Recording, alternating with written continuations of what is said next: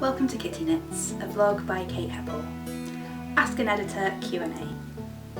Hi guys, welcome back. I am sorry it's been so long again.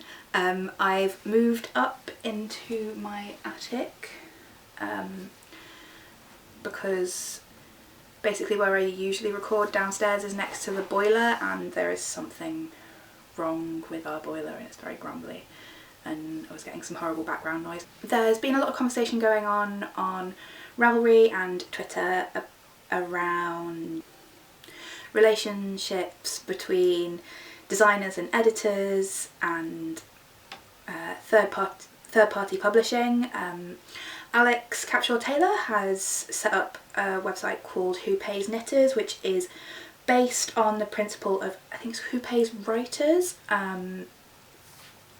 The idea being that any designer can go onto the website and post what they got paid for a job. So, which I think is great for new designers because it's so easy for new designers to be massively flattered by even being asked to have their work published, but you don't know what a reasonable rate is, what reasonable terms are, and even what different types of terms and rates might work for you, because some people might prioritise being able to get their rights back quickly, some people might never really self-publish, so they want the highest fee possible. So that's what you will find on Who Pays Knitters. Knit Now is on there. People have posted some various reviews of working with us, which to be honest has been really helpful for me. It helps me figure out what makes people happy to work with us and what causes problems. The big thing I found out is yarn support, which is slightly frustrating because it's not something I have any control over, but yeah, it's definitely something I'm going to be working on in the future. So out of that, I decided it'd be nice to do a little open Q&A session. I've had a few, I put out some shouts on Tinternet. I've had a few responses of questions that people would like to ask. What I will say is this, always open. Ask me anything at any point and I will at some point respond to you, whether it's on Twitter or an email, down in the comments below, Facebook, whatever, wherever you can find me. Come talk to me at a show if you want. So the idea of this was to just get some questions from designers about working with magazines. So I've got a few here. I have screenshotted them on my phone so that I don't forget them.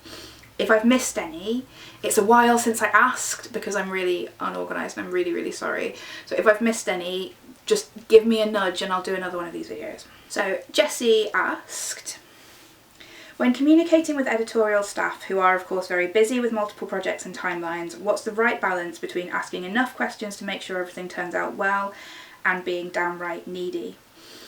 It's a tricky one because we are busy.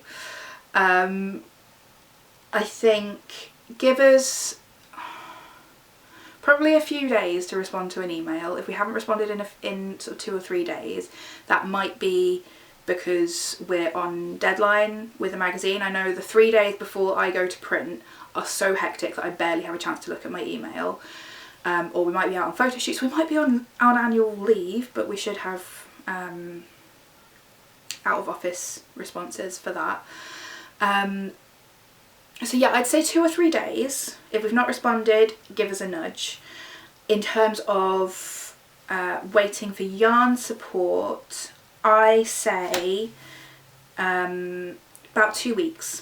Allow 2 weeks for the yarn to arrive, especially if you're overseas. It can take a while to get posted. If you've not had anything in 2 weeks, give me a nudge.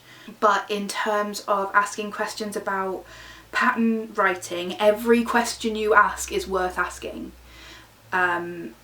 If at all possible, you know, if you're working on writing your pattern, go through the whole thing and send one email with all of your questions. That's better, but there's no such thing as a stupid question when it comes to pattern writing. I'm always happy to send you examples of similar patterns so that you can see how we've done it before. Ask away, basically.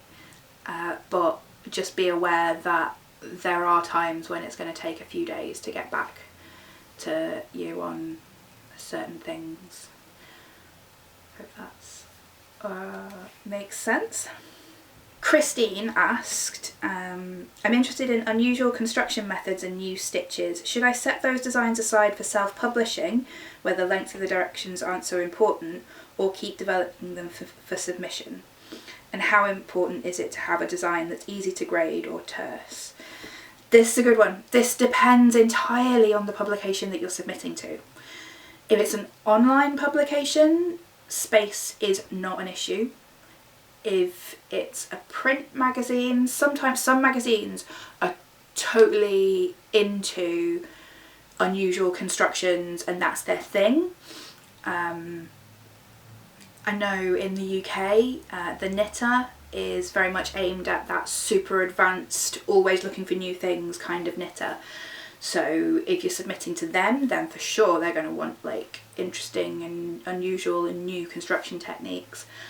For me, for Knit Now, what I've always said is that it's about the design at the end of the day. I don't like things that are complicated for the sake of being complicated. I don't like people to feel like they have to reinvent the wheel every time. If you want to do a cable jumper that's knit flat with set-in sleeves, go ahead. Honestly, they can look great. A lot of people enjoy knitting them.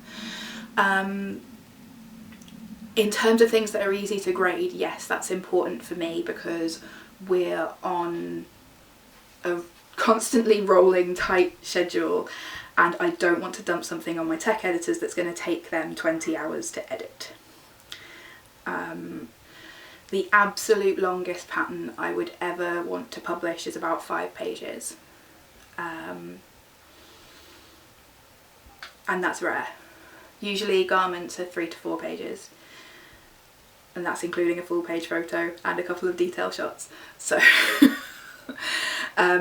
it does mean that we, and also because we always want to publish the written instructions as well as the charts. So that's a factor. So something with a massive chart, one huge cable chart, beautiful as it is, it might not fit in the magazine, which is always a shame. So yeah, for me, interesting, yes. Beautiful, yes. Complex for the sake of being complex, not so much.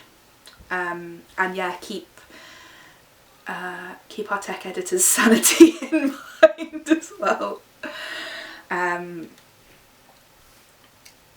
Third question is from Ella. She says, I'm working on press releases for my new collection, so I'd love to know what you look for in a press release. Number one is photos, honestly. I want high-res photos. Narrow it down to 5 or 6 really good high-res photos, put them on Dropbox where I can access them, send me a short press release with a link to more information if I need it. So if you've written about your collection on your blog, link me to that blog post. Just a short thing saying, hi Kate, got a new collection out, thought you might like to have a look, here are some pictures. That's all I need. You might say, I've got a new collection out, inspired by Cubism, or the Smurfs, or whatever. Keep it short, so short, super short. Link to pictures. If I need any more information, I'll get back to you. If you want to say that you're open to being interviewed, say that. If you want to say, if particularly this one's for yarn companies, if you want to say, I've got samples if you want them, say that. If you're putting out a book and you're open to one of the patterns being reprinted in the magazine, say that up front. But yeah, keep it short, include a link to photos. That's what I want to see anyway. So that's me done. Like I said, if you have any more questions, leave them down below. If you want to see more from me, click subscribe. If you liked this video, click like. If you want to share this video with your friends, please do spread it far and wide, and I will see you again next time. Bye.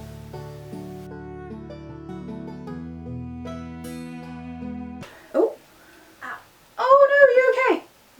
Just kick the ladder. Oh no, don't kick the ladder.